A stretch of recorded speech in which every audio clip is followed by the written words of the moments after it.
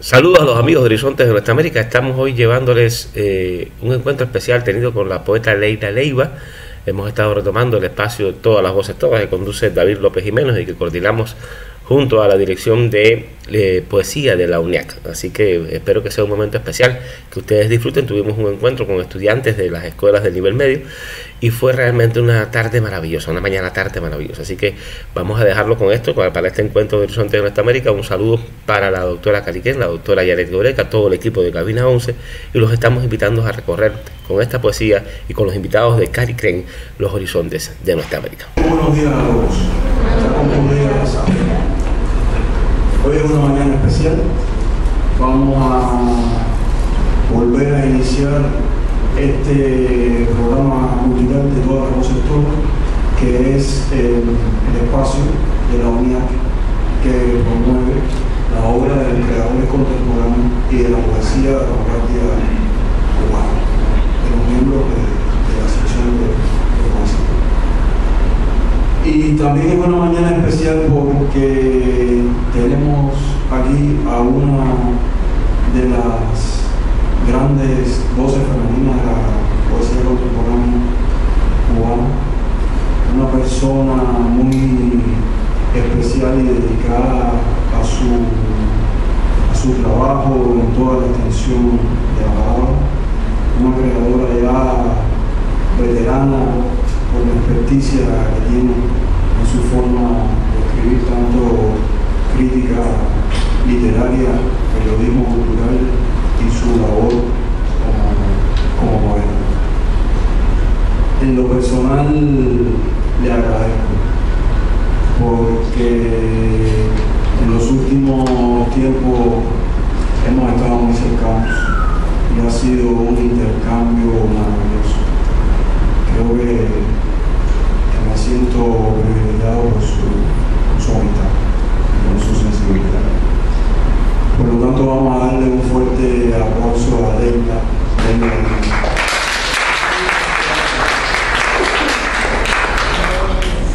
Para los que no son asiduos al espacio, podemos decir que transcurre en una suerte de entrevista donde el poeta invitado va a responder lo que estime, lo que quiera, hasta donde quiera hacerlo. Y en este juego de azar de la palabra, entonces vamos a disfrutar de su poesía. La primera pregunta para ti, mi querida Leila, es: ¿la poesía es un instrumento necesario para ti o es un modo de evasión? Bueno, definir lo que es la poesía siempre ha sido un poco complejo, y cada uno tiene su visión de lo que es escribir poesía o lo que estima que es poesía, y va de una opinión a otra, algunas hasta encontradas. Pero después de mucho tiempo de estar pensando qué cosa es la poesía, intentando hacer poesía, yo pienso, porque en lo personal, que es un vehículo de expresión que pasa por una sensibilidad, una lectura, una visión cultural, una visión existencial, una experiencia de vida. Pienso que es lo que yo he tratado de hacer. si lo he logrado o no he logrado, todavía eso está por ver.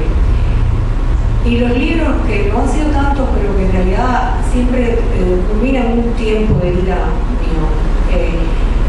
Yo no soy una poeta que tenga grandes visiones como los grandes poetas. Mi poesía es más de lo niño, más de lo sencillo, más de lo familiar, de lo particular, que me interesa más ese tipo de cosas.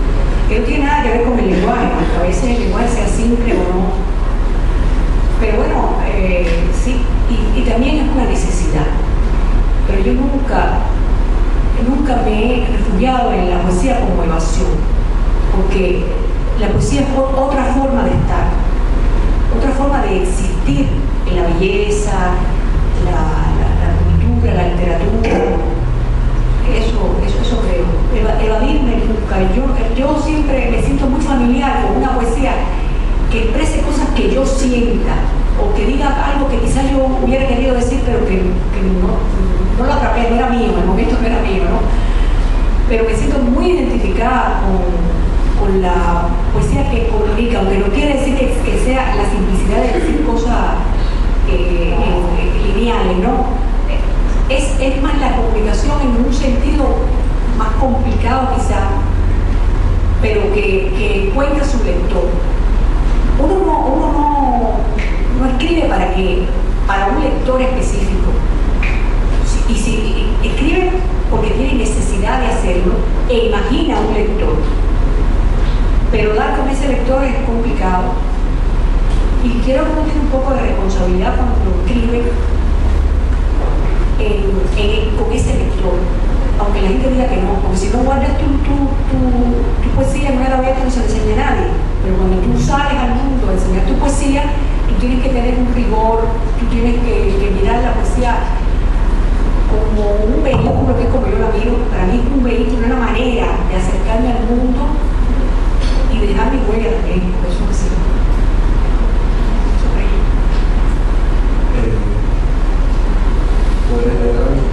Bueno, voy a leer algo. Quiero agradecer, porque nadie lo comentó, que aquí tengo un amigo, Luis Lorente, que es un gran poeta, que es 2 veces Premio Plaza de las Américas de poesía. Y me honra que esté aquí. Es un gran poeta y los convino a que lean su poesía.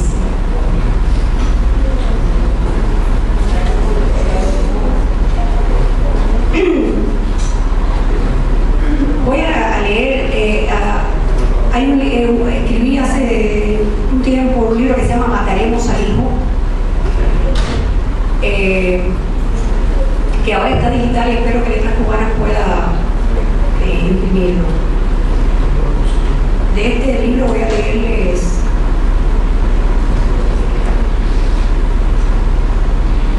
mire, les voy a ser sincera, a mí me complica un poco tener a muchachos de su edad, o sea, leerle, porque quiero que no se aburran, ¿no?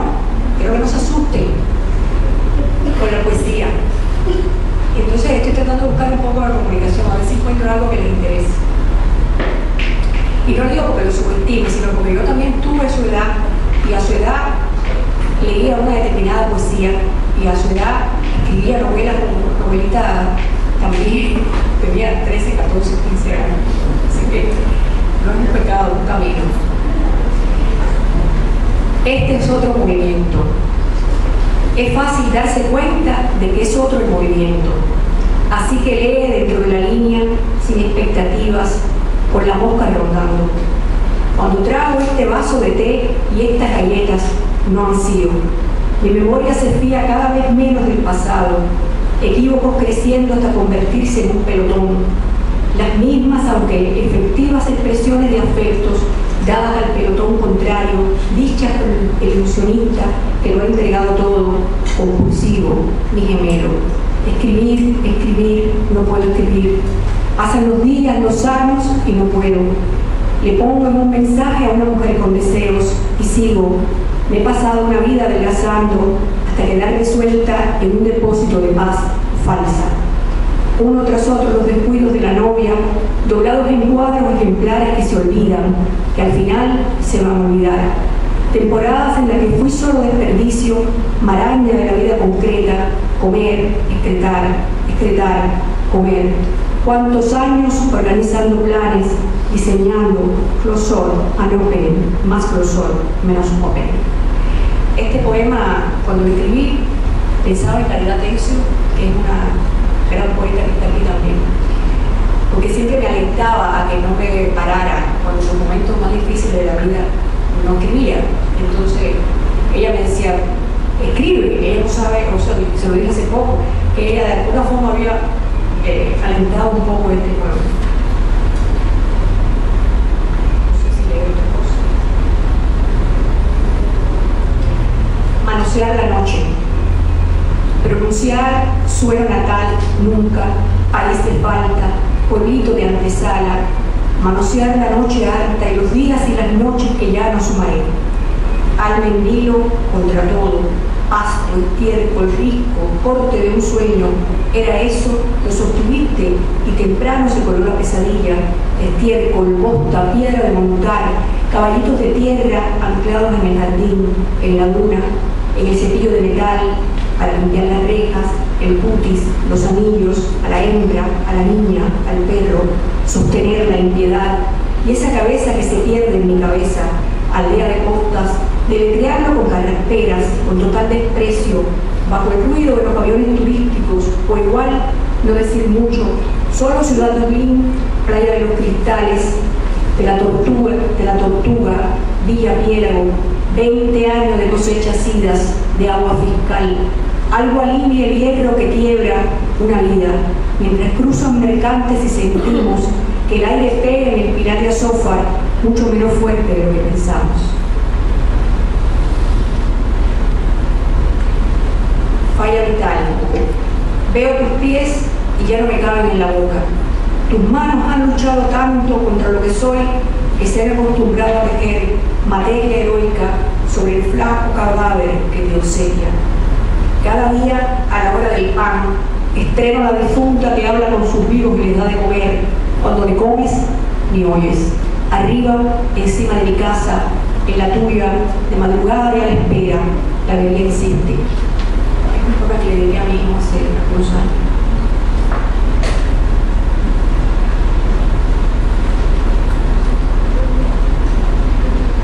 Los parabienes de la mano de Harold Bloom. Asentí porque estaba cansada, porque tenía miedo, porque no imaginaba otra forma de abandonarme al horror sin un testigo.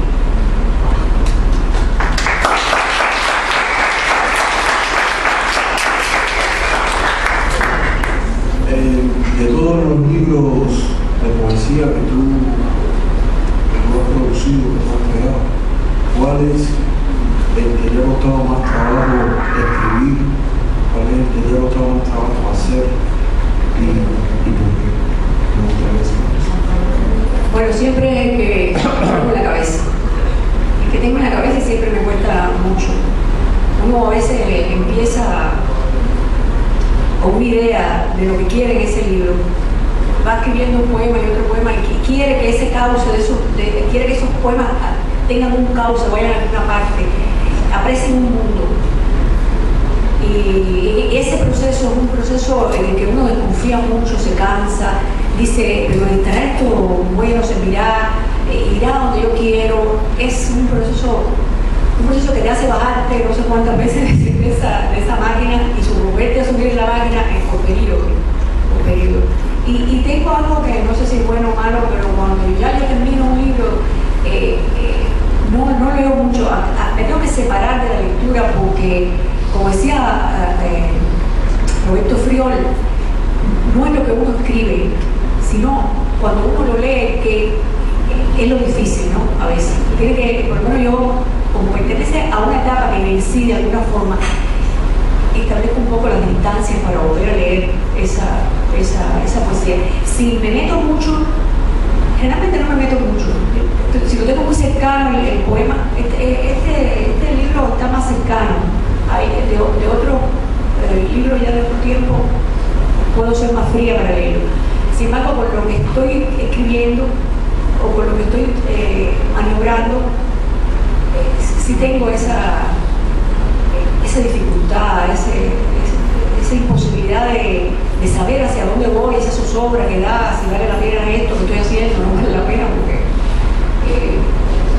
por lo menos yo intento ser un poco dura conmigo. Mi hijo dice que soy demasiado dura conmigo, pero es que yo tengo la certeza de que hay que ser duro con uno mismo para sacar algo de todo eso, porque si no, no tiene sentido. La literatura es una responsabilidad también, no es solo una necesidad de dejar plasmado en un lugar un sentimiento, una manera, una cultura. Yo creo que la literatura es algo más. Entonces, cuando eso no lo tiene en la mira, se vuelve un poco, hasta la propia escritura se vuelve sospechosa. Y si alguien te dice cualquier cosa, pues uno dice, alguien lee algo, tú lees, es verdad, y repiensa eso mucho. Y entonces, otra vez, busca los caminos que le sean mejor para organizar ese mundo, porque cada libro de poesía, por lo menos yo lo veo así, los libros de poesía para mí no son una manera en que uno juega poemas y hace un mundo amorfo, ¿no? Para mí, a mí me gusta que los libros tengan, aunque se hayan escrito así de manera suelta, en algún momento ellos tienen que cerrar un mundo. No es que cierren como si fuera una novela, pero eso es muy importante, porque me ha gustado me gusta leer libros así, y me gustaría poder escribirlos así, bien escritos. Y hablando de la responsabilidad de escribir, la responsabilidad del escritor, la responsabilidad de nuestra creación, ¿cuáles son los conflictos más cotidianos, vamos a decir, a los que te has enfrentado en tu labor de escritor? Conflictos cotidianos, en tu labor como creador. Bueno, los conflictos que le suceden a toda persona que tiene responsabilidad. Por lo menos yo he defendido mucho mi familia y he priorizado mi familia por encima de cualquier tipo de creación o cualquier cosa. Eso sí, yo lo confieso, no sé si está bien o está mal, pero sí lo sé. Y todo va a ese lugar, en cada etapa yo he querido que ser sincera, ser sincera con lo que yo estoy viviendo, con lo que yo estoy pensando en literatura, en mi vida. Y eso es un conflicto, como quiera que sea, porque para ser auténtico hay que ser, para ser sincero hay que ser auténtico y viceversa. Y eso trae esos conflictos, porque la manera en que a veces uno tiene necesidad de decir las cosas choca por la forma en que uno quiere decir las cosas, y eso no es fácil. A veces he sido dura, una poesía que ha sido dura, pero tenía necesidad de decirlo. Quizás ese es un gran conflicto que sí que he tenido siempre. ¿Y tú piensas que tu poesía refleja un poco eso? Es decir, hay esa esencia de ese quehacer, de esas contradicciones que vamos a tener como seres humanos, como creadores, porque está la contradicción de la existencia, lo que queremos hacer, lo que no podemos hacer y queremos hacer. Yo lo veo en la poesía tuya que he leído, yo eso lo veo. A mí me gustaría entonces un poco que tú te acercaras en tu lectura a ese tipo de poesía que la veo mucho en este libro. Sí, en Ejercicios Carnales, porque yo digo que yo he pasado diferentes etapas, que en Ejercicios Carnales sí estaba de lleno a mi familia. O sea, los Ejercicios Carnales, hay un poema que es lo que da el libro, es una pelea en la vida cotidiana, una pelea de una madre, una pelea de una mujer, una pelea, es un libro que no tenía ningún reparo en que fuera así.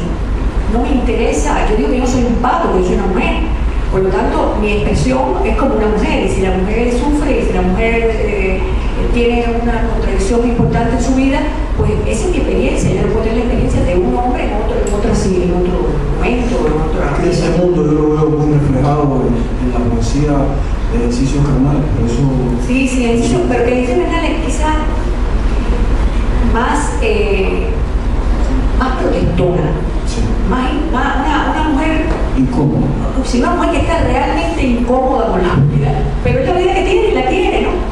Quizás fue un momento en que yo escribí un poquito más y también le dice, hay algo con lo que uno remata un poco la pereza de lo que uno va a decir, que es como usar un poco de ironía y que creo que en este libro más o menos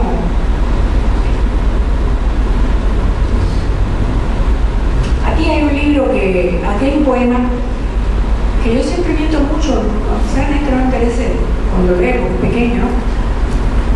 Pero que a mi esposo le gustaba mucho, siempre que me decía, tienes que decir ese poema. Yo pienso que es porque intentaba decir muchas cosas y lo dije, creo que ese resume un poco, que se llama Almuerzos. Todo el bendito día, horneo y voto y horneo, escondiendo en las bolsas de comida la posibilidad del error.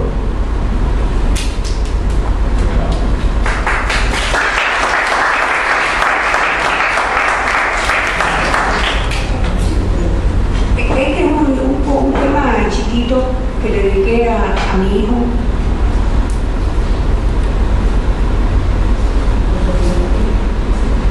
Bueno, viendo peces. Hemos estado viendo peces y me he mojado un poco con los charcos debajo del muestrario. He pensado qué hacer. En realidad, un pensamiento corto. He pensado en ella, su alimento, mi servicio. Lo que se moja, mis sandalias, huelen a peces vivos, nadando. Y me he quedado parada y he dicho, no hay nada más que hacer, no tienen sonido, se hunden hasta el fondo y luego suben por la yema de un dedo en el cristal.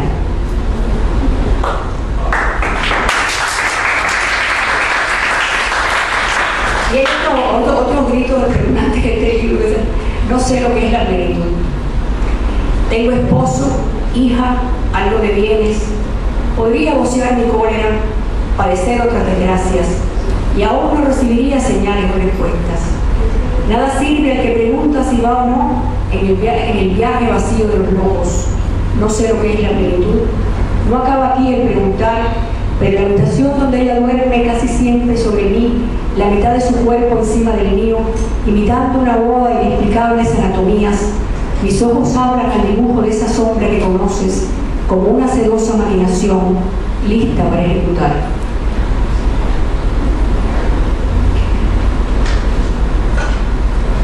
Ejercicios carnales que da título este libro, igual que ese gesto que molesta, da lo mismo que midamos o no tardías fuerzas. Digo que no me oigo y a veces solo chillo, sobre todo en casa donde urdo maniobras perversas. Zarandeo a la niña, arrojo picadillo el vertedero, aprieto el puñal de utilería con que ella se divierte y hace 6 días llevo cosido a la mueca del ombligo. 2 palabras afables, podría decirte 2, pero no quiero. Sé que me las vas a devolver con el disgusto que ella me produjo.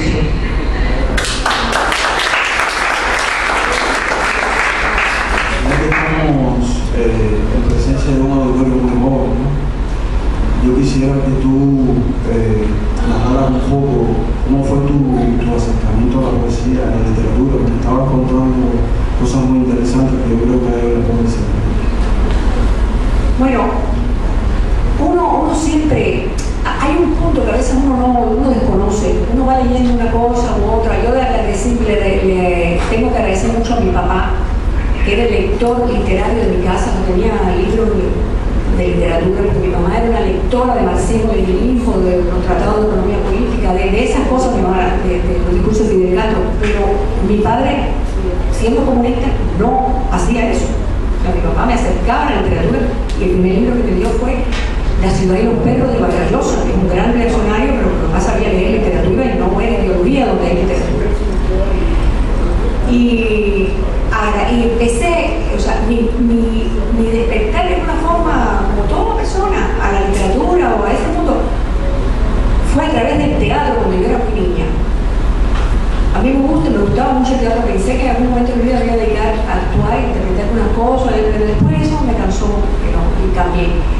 pero de niña escribí una obra de teatro ya. Cuando paso a secundaria, que quizá el tiempo de ustedes ahora, para mí fue un tiempo clave, porque es un tiempo que tú estás muy disperso, tú sabes lo que te gusta, o sea, tú sabes que te gustan las novelas de amor, porque a mí me gustaban también, y en aquella época, por lo menos en mi época, se repartían novelitas rosas de ese corintellado, eso no podemos avergonzar, lo leímos todos. Pero el problema es no quedarse solo con corintellado o quedarse solo con alguien, sino que esa experiencia de la lectura te lleve a otra. Y escribir, lo primero que escribí, yo se lo estaba diciendo a lo primero, eran novelitas de la escribía y se las pasaban entre los muchachos. Esa era una cosa que existía antes cuando estábamos, no existían las redes sociales, no existía nada de eso, existía la literatura, los libros, existían muchos libros en realidad.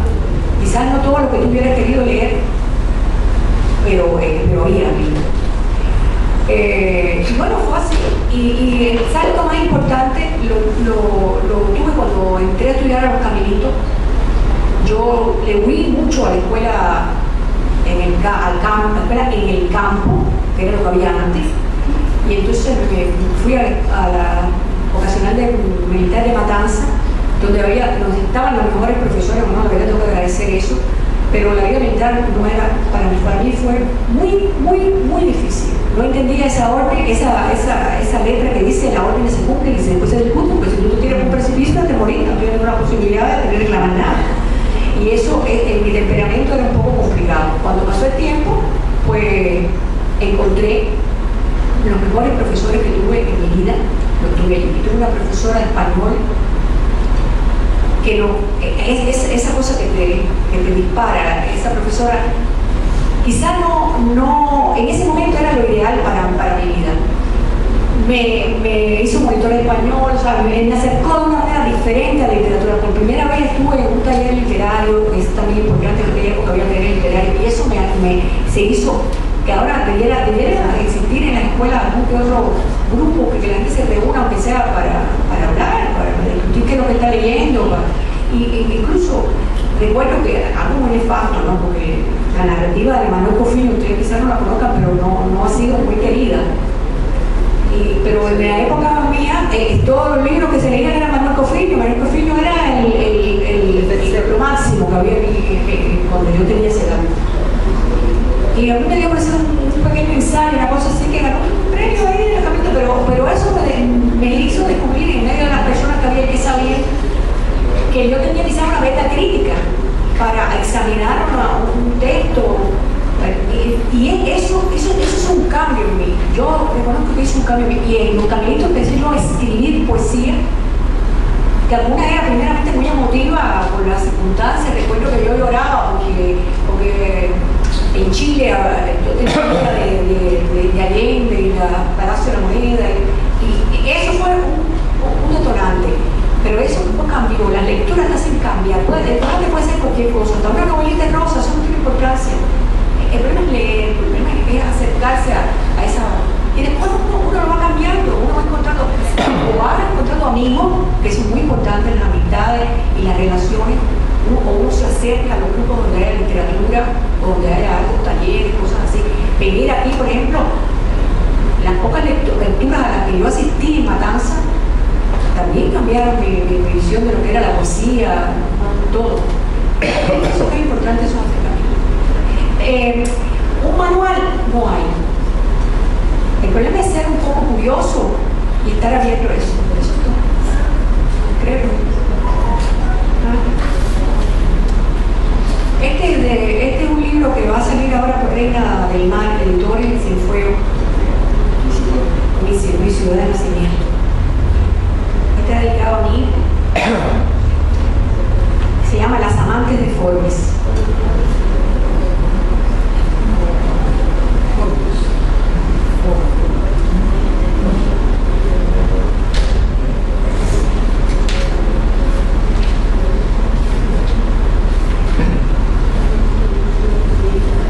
Voy a leer un poema aquí que se llama Piso 21. Estoy en el hospital en el que no sangras. La foto de la princesa Di y Julia y el árbol de Navidad. En la sala espacial limpia, perfecta, como ya no se ve más en el país, hemos hecho un pacto endurecedor. Desde que entramos sabíamos que había que resistir hasta el milagro. Nada de conversaciones intensas o sueños crónicos a repetición que te alejan cada día de mí. Vamos condensando niñez, adolescencia, un puente de masilla, juegos lánguidos, alcoholes de piedra, drogas de palomita, ramalazos sobre la tinta de la piel abierta a la mortificación, formas de desplomarnos interminablemente entre los riscos húmedos de la fe. Ahora tú, convaleciente sobre la cama, yo obsesionada con esa idea de no mirar atrás, donde te mueves niña y benigna en mi vida de presa, en mi amada vida cerrada en conformidad. La bandeja repleta camino al incinerador. Son galletas, juegos de la miseria, lo que tengo para darte ahora mismo. Y sé que por lo pronto es todo lo que necesitas.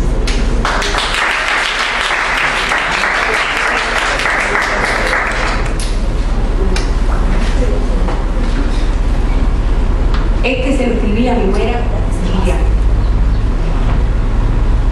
Pasaporte G. Cuando G cruzó como una parábola dibujada en píxeles sobre la prisión y pidió el pasaporte de cabalista o al menos 2 onzas de interés, yo andaba agachada en la plaza Taksim de Estambul, sacándome de entre los dedos las heces de paloma. Así que no la vi pasar con el secuado, ni a su belleza o a su fragilidad bestial. Siento eso, también el recelo ante las trampas del encuadre y el mármol codicioso de las bestias del prado.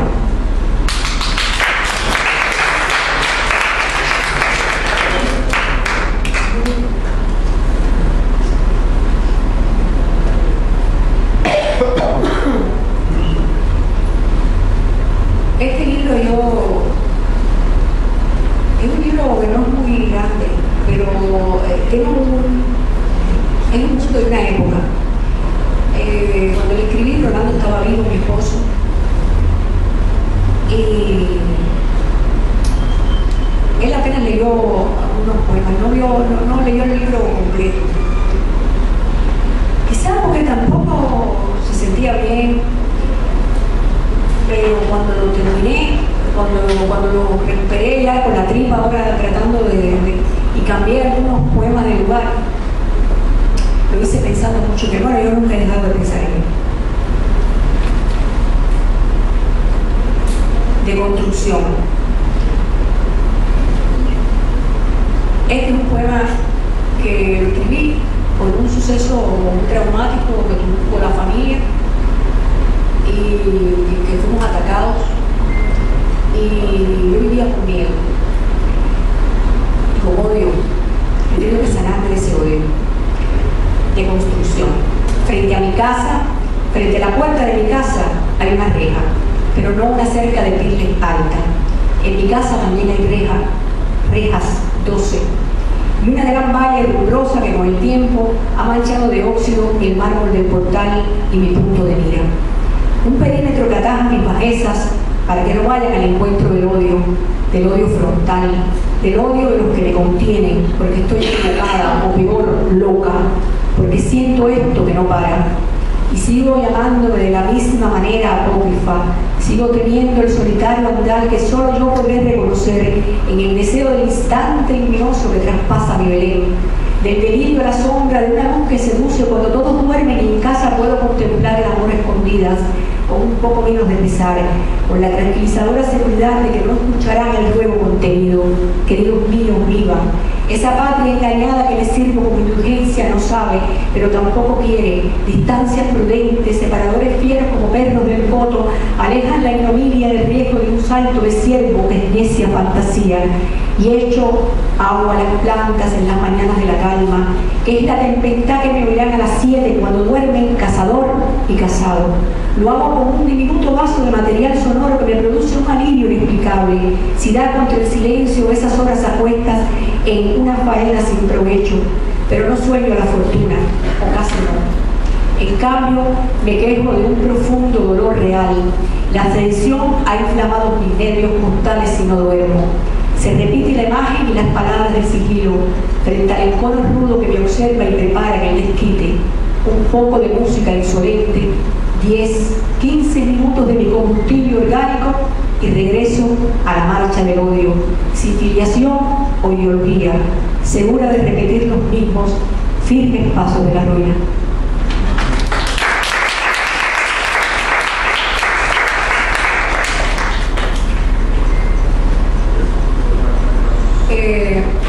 En estos tiempos he intentado escribir, ha sido bastante difícil porque he tenido que arreglar la casa en la que me mudé y cambiar un mundo que tenía por un mundo que no sé cómo será.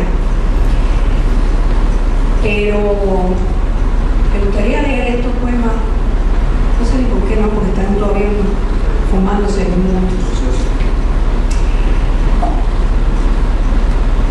Maneras de rendirse. Me gustaría ser valiente, pero ya lo soy. Hoy tuve una conversación pesada en Jota con una escritora que admiro. La llamé desde la acera contraria, me identifiqué. Hablamos de carretilla, una dentro de la otra, casi hermanas de leche. Medíamos el tamaño de nuestro cansancio en restos. Era como ver quién ponía antes un ladrillo refractario sobre otro ladrillo refractario, temiendo por la reacción extrema. Pronto intentaríamos olvidar cada palabra requerida, cada entrada al vano de un metro de hormigón. Creo que nos quisimos, aunque no nos abrazamos, mientras el diseño iba y venía de la escena de lo que no podemos mejorar, como cuando hemos llegado tan lejos. Cerrar los ojos y ya, dijo. Lo he pedido con todo, amígdalas, pulmones, vejiga, los pechos de mi hija. Estos últimos tiempos han sido solo juntar para ese grosor. Luto. He leído que cuando alguien muere debe convertirte en arquitecta y fraguar un caos fuerte, estructurado. Nunca para ser resuelta, sino para ser celebrada. Un dolor como medida de tu capacidad para dar brochazos que registren el desorden, semejante a una pintura, pero menos fácil. Llevo meses sin mover un dedo, hablando en términos mentales. Escribir es otra dimensión de la desgracia. No salva, no rescata, ni a un gato. Lo que está del otro lado de la ventana puede explicarse como el comportamiento de sistemas dinámicos que van teniéndose cerca del núcleo de la fragilidad y que pueden matarte antes de poder ofrecer una forma útil, cifrada de la proporción.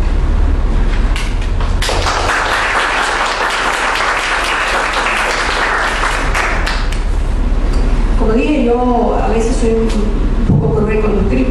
No quiero ser cruel, pero porque intento ser sincera y en ese camino pues se me va la zapatilla. Voy a agregar dos poemas, uno que se llama Cavernas. Amigo. Mi hijo ha llegado a la casa cueva con un reclamo. Ha pasado por la orilla del desgaste y punteado sus ganas de volver a fumar, de llegar al dinero antes que al sobresalto, a la paz de no bajarse de la lista de entregas, a la ira de su madre que no quiere ser ya la madre de nadie. Se ha tomado 5 tazas de café y reclama su plaza en el carro inviable de la ilusión. Lo ha puesto en marcha con agua del temporal, codependencia, vejez, cáncer, y ha enfilado por la avenida en que se llevan el pare y no puede reconocer al Padre Santo. Voy a leer un último poema. Quizás no debía ser un poco triste, pero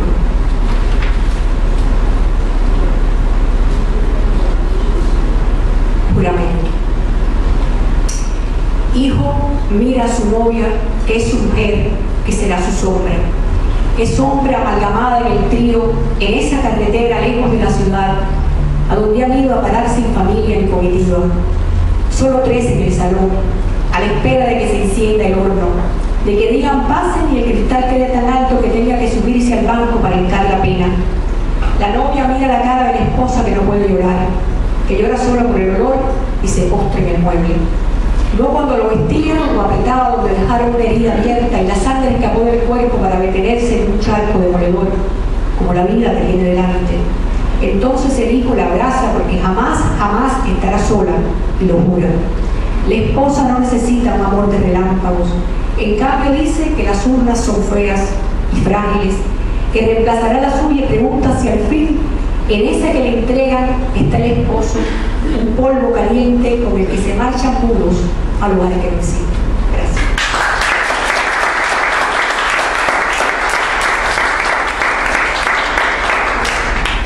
Muchas gracias, Leila, por haber compartido con nosotros esta mañana, por brindarnos tu sensibilidad y tu altura poética y ese hermoso ser humano que eres. Muchísimas gracias. Gracias a todos por la presencia. Si quieren hacer preguntas, estamos abiertos a todos. Muchas gracias. Desde las situaciones más leves hasta las más graves, 24 horas del día, los 365 días del año donde te encuentres.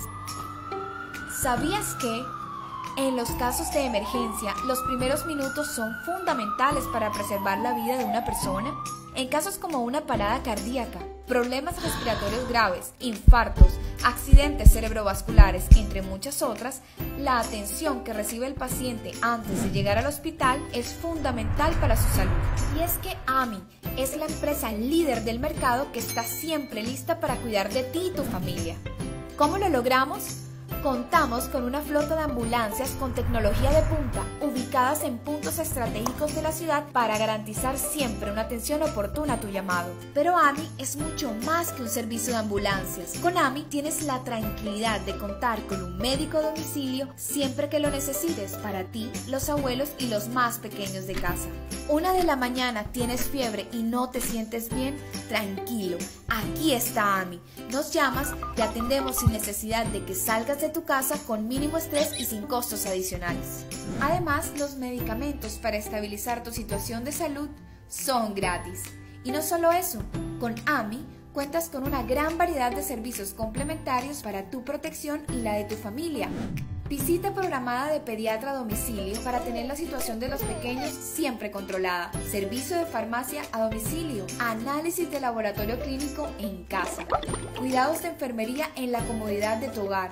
Y lo mejor de todo, puedes incorporarte a la cobertura de AMI a cualquier edad, sin examen médico previo, sin preexistencia y sin límite en la utilización del servicio. Los adultos mayores son bienvenidos. Además, ponemos a tu disposición un amplio directorio médico de especialistas con grandes descuentos para nuestros clientes de AMI. Queremos ofrecerte lo más valioso y sabemos que es tu salud. Por eso, AMI protege a los tuyos ante cualquier problema de salud. Como cosa del destino tuve en mi mente claridad. Puedo trazar un nuevo camino, contando día a día una verdad. El progreso no depende de otros, las ideas te dan libertad. Unidos somos más fuertes que cualquier fuerte tempestad. Trabajamos sin cansancio por ver al hermano sonreír, sabiendo que yo soy el cambio, sí doy más por mi país. Somos hijos de la misma tierra, herencia de lucha cultural. Dejamos en el corazón huella, como en un campo de nopal.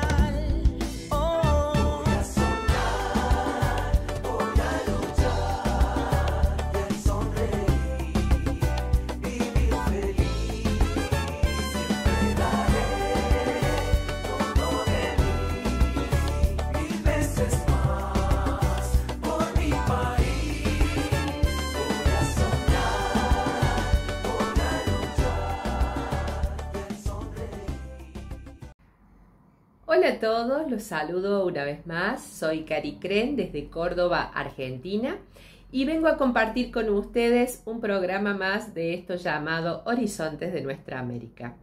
Hoy les voy a traer costumbres de Perú, específicamente de Cusco, de los descendientes de aquel Tahuantinsuyo, el gran Tahuantinsuyo, que fue dividido en la época de los incas. Se dice que por el Inca Pachacútec fue dividido en 4 territorios, en 4 suyos. Antisuyo, que era en la región del noreste, Chinchaysuyo en la región del noroeste, Contisuyo en la región del suroeste y Collasuyo en la región del sureste.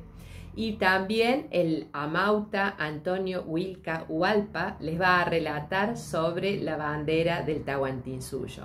Amauta es el sabio. Para el día de hoy es el sabio que los descendientes de los incas consideran que tienen entre ellos. Así que los dejo con esta propuesta y los espero la semana que viene aquí en Horizontes de Nuestra América. Chau, chau. Esta bandera es nuestra bandera original de Tahuantinsuyo. Es creada por el Inca Pachacuta. En 1438 ha creado Tahuantinsuyo. Ha cambiado, ha mejorado, ha superado todo. Generalmente, entonces, ha puesto también símbolo. Este tiene símbolo como bandera también Tahuantinsuyo, como también escritura Tahuantinsuyo. Doble sentido tiene. Y entonces, este por ejemplo, le voy a indicar acá, este rojo, significa Chinchaysuyo. Esas 4 regiones están en el Tahuantinsuyo. Es un Chinchaysuyo, acá Antesuyo, Collasuyo y Contisuyo. Y en el medio está el sol. El sol, los incas no es puesto como sol, sino armonizaron. Cada color representa la tierra, cada color de una tierra. Entonces, acá el sol está en el medio. Y todos los espacios que están acá son límites que tranquilamente vivían, nadie tenía interés quitar ni ambicionar nada. Inocencia, respeto de calidad, todo respeto. Este blanco significa honradez. Ese es el importante símbolo. Acá tenemos, ¿por qué han puesto negro a esto? ¿Por qué? Porque la vida es con la muerte. Cualquier acto podemos morir. Este significa negro. Todo tiene significado, pero hablando, envolaría mucho. Hasta le digo nuestra bandera con todo.